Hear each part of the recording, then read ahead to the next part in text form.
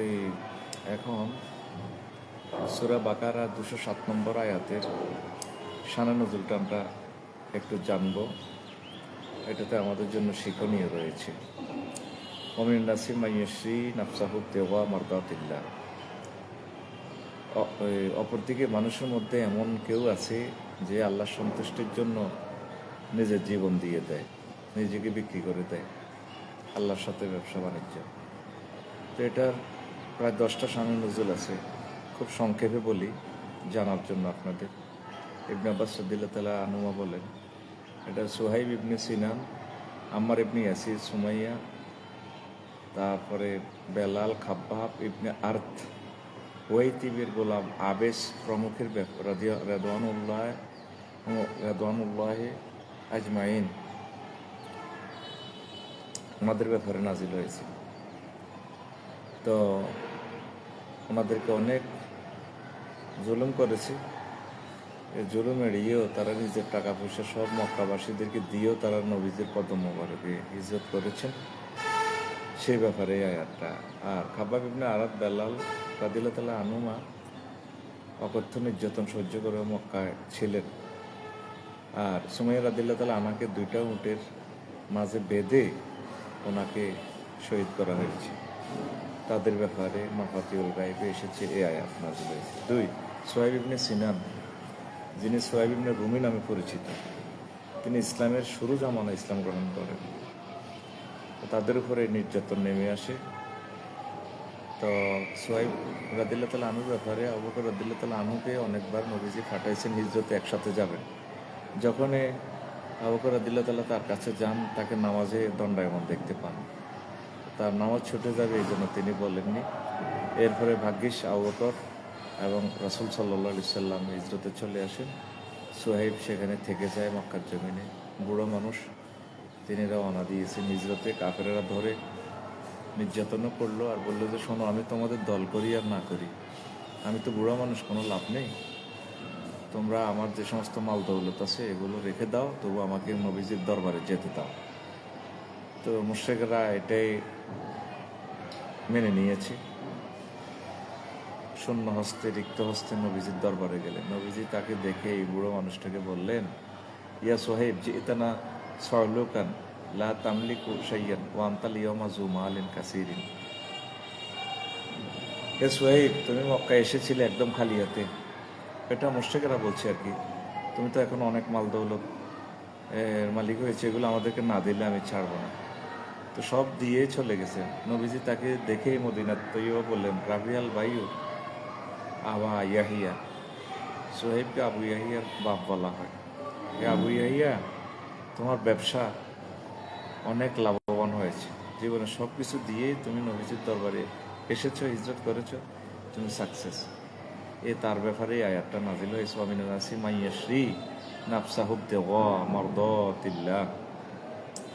3 নম্বর শানে নজুল হচ্ছে ইবনে ইসাক রাহিমাহুল্লাহ তাআলা বলেন, এই আয়াতটা হচ্ছে উবাই ইবনে মারসাদ আসেন প্রমুখ ব্যক্তি সম্পর্কে। তাদেরকে নবীজি এই এক দেশে কিছু সংখ্যক সাহাবীকে নবীজি কোরআন শিক্ষার জন্য পাঠিয়েছেন। তো তাদেরকে এই মানুষগুলোকে ওই দেশের লোকেরা গাদ্দারি করে। এরা বক্তা সাহাবী আর কি, প্রায় 70 জনের মতো গায়েল জাকওয়ানে। তাদেরকে মেরে ফেলছে। তো জুবাইর ইবনুল আওয়াম এবং মেকদাদ ইবনুল আসওয়াদ রাদিয়াল্লাহু তাআলা আনহুমাকে নবীজি পাঠিয়েছেন তাদের লাশ আনানোর জন্য।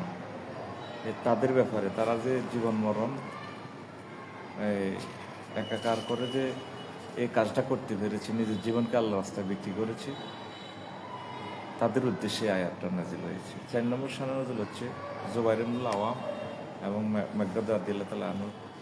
খুব সংক্ষেপে, ওই যে সাহাবিগুলো 70 জন সাহাবিকে আরেক দেশে পাঠিয়েছিলেন, তাদের অনুরোধক্রমে, হুজুর আমাদেরকে আলেমগুলো পাঠান, আমাদেরকে তারা দিন শিক্ষা দিবে, বক্তৃতা দিবে, ওয়াজ করবে, আমরা শিখব।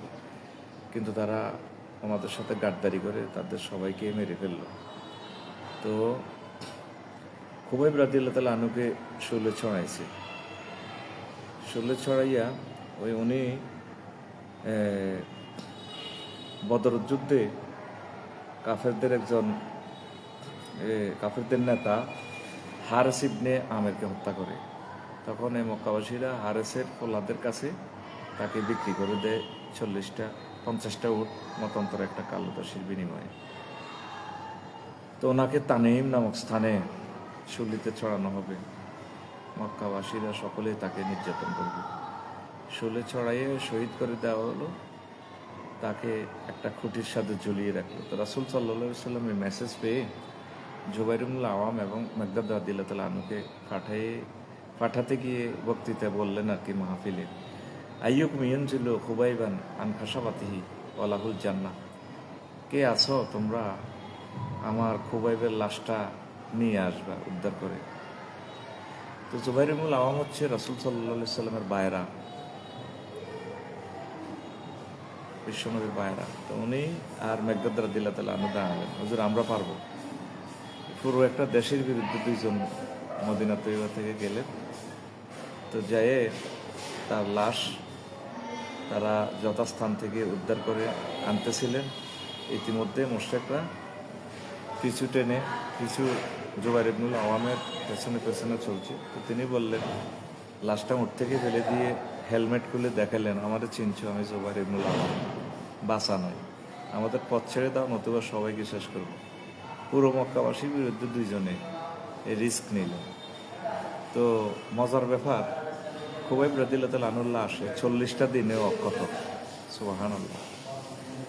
তো জুবাইর ইবনুল আওয়াম এবং মিকদাদ রাদিয়াল্লাহু তাআলা আনহু তামাম পৃথিবীর সর্বাধুনিক প্রযুক্তির বিরুদ্ধে দুইজন দাঁড়িয়ে গেলেন। তাদের ব্যাপারে এই আয়াতটা নাজিল হয়েছে। আল্লাহু আকবার। 5 নম্বর শানে হচ্ছে আয়াতটি আলী রাদিয়াল্লাহু তাআলা আনহুর ব্যাপারে নাজিল হয়েছে। যখন হুজুর ইনফরমেশন পেলেন যে মদিনা তৈবা চলে যেতে হবে, তো মদিনাবাসীদের অনেক ব্যাংক অ্যাকাউন্ট নবীর কাছে জমা। হুজুর বললেন, আইয়ুকুম ইয়াবিতু আলা ফিরাশি ওয়া আনা আজমানু লাহুল জান্নাহ, কে তোমাদের আছো আমার প্রাণের বদলাতে, মানে আমার সিটে আজকে শুইবে, আমি তো চলে যাবো, কাফেরেরা ফেলে আমাকে মনে করে তোমাকে হত্যা করবে। যে এমন রিস্ক জামিনদার হতে পারবে তার জন্য আমি জান্নাতের জামিনদার। আলী রাদিয়াল্লাহু তাআলা আনহু বললেন, আনা আবিতু আজআলু নাফসি ফিদাকা ইয়া রাসূলুল্লাহ, হে আল্লাহ রাসূল, আমার নফসকে আমি আপনার কদম মোবারকে ফেদা করলাম, আমি থাকবো আপনার, আপনি চলে যান, আমি থাকবো। তো আলী রাদিয়াল্লাহু তাআলা আনহু নিজে আল্লাহর সন্তুষ্টির জন্য নিজেকে বিক্রি করেছেন, তার শানে আয়াত নাজিল হয়েছে। সিরাতুল হালাবিয়াতে পেয়ে যাবেন এই কথাটা। 6 নম্বর শানে নজুল হচ্ছে, একদিন আল্লাহ তাআলা শানু মিকাইল এবং জিবরিল আমিনকে বললেন, শোনো, তোমাদের দুইজনের মধ্যে একজনকে আমি হায়াত বেশি দিতে চাই, তারপরে তোমরা কাউকে অগ্রাধিকার দিবে, যে চাও তাকে হায়াত বেশি দিবে। এখন দুইজনে চাচ্ছে হায়াত বেড়ে যাওয়া, জিবরিল আমিনও চাচ্ছে, মিকাইল আলাইহিস সালামও চাচ্ছে। আল্লাহ তাআলা শানু তাদেরকে আলী রাদিয়াল্লাহু তাআলা আনহুর উদাহরণ দিলেন, দেখো আমার আলী মুহাম্মদ সাল্লাল্লাহু আলাইহি সাল্লামকে তার জীবনকে প্রাধান্য দিয়েছেন। তো এখন এরপরে এই ঘটনাটা বলে আল্লাহ তাআলা শানু বললেন, যাও তোমরা আলী রাদিয়াল্লাহু তাআলা আনহুর কাছে যাও, দেখো কি অবস্থা। তো জিবরিল আমিন মাথার দিকে দাঁড়ালেন, মিকাইল আলাইহিস সালাম পায়ের দিকে দাঁড়ালেন। এরপরে জিবরিল আমিন বললেন, আল্লাহ তাআলা আলী রাদিয়াল্লাহু তাআলা আনহুর প্রশংসা করে এই আয়াতটা নাজিল করছেন, ওয়া মিনান নাসি মাইয়াশরি নাফসাহু বিতাগা মারদাতিল্লাহ, মানুষের মধ্যে এমনও কিছু লোক আছে যে নিজের নফসকে বিক্রি করে দেয় আল্লাহর সন্তুষ্টির জন্য। তো সুহাইব যে মালের বিনিময়ে ইসলামকে ক্রয় করে নিয়েছে, তার ব্যাপারে বা নাফসাহু বিহায়াতিল মুস্তাফা, এটা হলো আলী রাদিয়াল্লাহু তাআলা আনহুর ব্যাপারে। আর ইশতারা নাফসাহু বিমা আলিহি, এটা সুহাইবের ব্যাপারে। সুহাইব নিজের মাল দিয়ে নিজের নফসকে ইসলামের জন্য কিনে নিয়েছে, আর আলী রাদিয়াল্লাহু তাআলা আনহু নিজের নফস দিয়ে আল্লাহর সন্তুষ্টি কিনে নিয়েছে মুহাম্মদ সাল্লাল্লাহু আলাইহি ওয়াসাল্লামকে সেভের জন্য। 7 নম্বর শানে নজুল হচ্ছে, তাবরানী শরীফে আছে, সুহাইব ইবনে সিনান, আবু যর এবং কুনফুজ ইবনে উমায়ের ইবনে জুদআন রাদিয়াল্লাহু তাআলা আনহুর প্রমুখের ব্যাপারে নাজিল হয়েছে। তা আবু যর ঘটনা হলো, তিনি ইসলাম ধর্ম গ্রহণ করার পর পরিবারের লোকেরা তাকে আটক করে। তো তিনি কোনো মতে তাদের থেকে পালিয়ে মদিনা তৈবার উদ্দেশ্যে রওনা হলেন। পরিবারের লোকেরা মারুজ্জাহরান নামক স্থানে আবার তাকে অ্যারেস্ট করে। তিনি বহু কষ্টে তাদের থেকে মুক্ত করেন। দ্বিতীয়বার মুক্ত করে সব কিছু দিয়ে মদিনা তৈবা আসতে সক্ষম হন। তার ব্যাপারে এই আয়াত নাজিল হয়। কনফুজ রাদিয়াল্লাহু তাআলা আনহুর ব্যাপারে কেউ বলছেন এই আয়াত নাজিল হয়। মক্কার মুশরিকরা তাকে অবর্ণনীয় নির্যাতন করে ফাঁকড়া করে।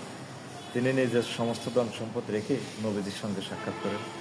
বিস্তারিত বিবরণ শুনে নবীজি বলেন, হাজ আল মুহাজির ও হাক্কা, এই মুহাজির সত্যিকারের মুহাজির। তো তার ব্যাপারে আয়াত নাজিল। 8 নম্বর শারীর নজুল হচ্ছে হাসান বসরি রহিমাহুল্লাহ তাআলা থেকে বর্ণনা। আয়াতটি একজন মুসলমানের ব্যাপারে নাজিল হয়েছে, যিনি একজন কাফেরকে ইসলামের দাওয়াত দিলেন। বললেন যে কুল লা ইলাহা ইল্লাল্লাহ, তুমি লা ইলাহা ইল্লাল্লাহ বলো। সে বলছে যে না। এরপর তিনি বললেন, এই মুসলমান, আল্লাহি লা আশতারিয়ান্না, আল্লাহর কসম, আমি লা আশতারিয়ান্না নাফসি লিল্লাহ, আমি আল্লাহর জন্য আমার নফসকে বিক্রি করে ফেলব। এ কথা বলে তিনি কাফেরের বিরুদ্ধে যুদ্ধে ঝাঁপিয়ে পড়েন, নিজে শহীদ হয়ে যান। তাফসিরে তাবারি এবং আল ইস্তিআব ফি বায়ানিল আসবাবে আছে। 9 নম্বর শানের নজুল হচ্ছে আব্দুর রাজ্জাক কাতাদা এর বর্ণনা সূত্রে বলেন, আনসার ও মুহাজিরদের ব্যাপারে আয়াত নাজিল হয়েছে। নিজের ব্যবসা বাণিজ্য, সহায় সম্পদ, নিজের লুঙ্গি পর্যন্ত তারা দিয়ে দিয়েছেন আল্লাহ সন্তুষ্টির জন্য। 10 ওয়াহিদি বর্ণনা করেন আয়াতটি আমর বিল মারুফ ও নাহি আনিল মুনকারের ব্যাপারে নাজিল হয়েছে। আবুল খলিল বলেন, ওমর ইবনে খাত্তাব একবার এক ব্যক্তিকে তেলাওয়াত করতে শুনতে পেলেন এই আয়াতটি। তখন তিনি বললেন, ইন্না লিল্লাহি ওয়া ইন্না ইলাইহি রাজিউন। এরপর বললেন, জনক ব্যক্তি সৎ কাজের আদেশ এবং অসৎ কাজে বাধা প্রদান করতে গিয়ে তাকে হত্যা করা হলো। তার উদ্দেশ্যে আয়াতটা নাজিল হয়েছে। সেটা তাফসিরে গারাইবুল কোরআন, তাফসির ইবনুল আরাবি, তাফসির রুহুল মাআনি, তাফসির তাবারি, তাফসিরে বায়ানুল আসবাবে পেয়ে যাবেন। তো এই যে শানে নজুল 10টা, একটা আয়াতের 10টা শানে নজুল, এটা বলার উদ্দেশ্য হলো আপনারা কোরআন বুঝতে হলে প্রতিদিন একটা আয়াত অন্তত তেলাওয়াত করবেন। বেশি কষ্ট হয় ইউনিভার্সিটি যারা আছেন ভাই বোনেরা, প্রতিদিন 1-2টা আয়াত কোরআন বুঝে আসবে শানে নজুলটা জানা থাকলে।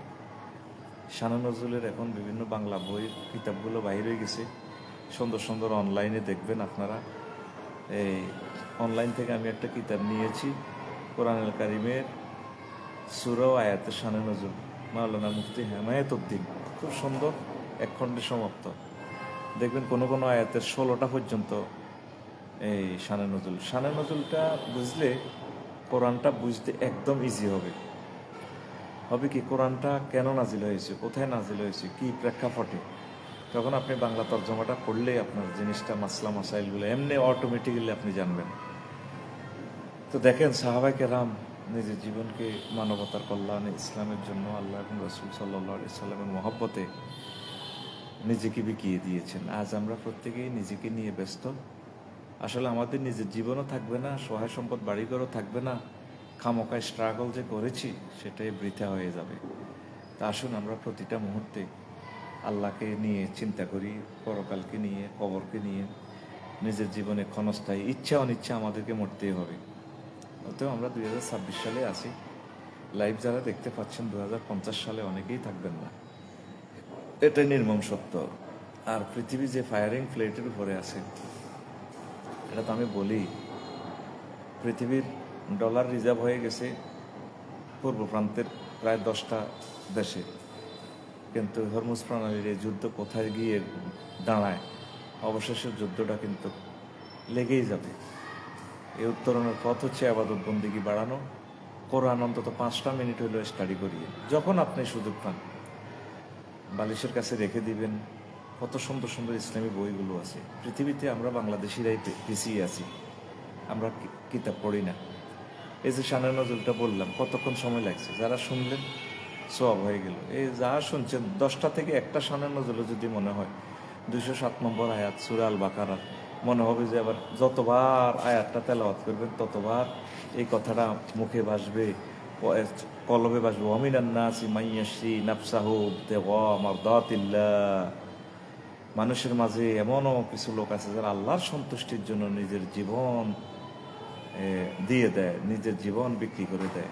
এই কোরআন না বুঝলে আপনারা ভালো লাগবে না। ইসলামকে বুঝতে হলে কোরআনকে বুঝতে হবে, তাহলে ইমানের মজা পাবেন। ধন্যবাদ। দেখি প্রতিদিন দুই একটা শানা নজরুল বলতে পারি কিনা। আসসালামু আলাইকুম রহমতুল্লাহি ওয়া বারাকাতুহু।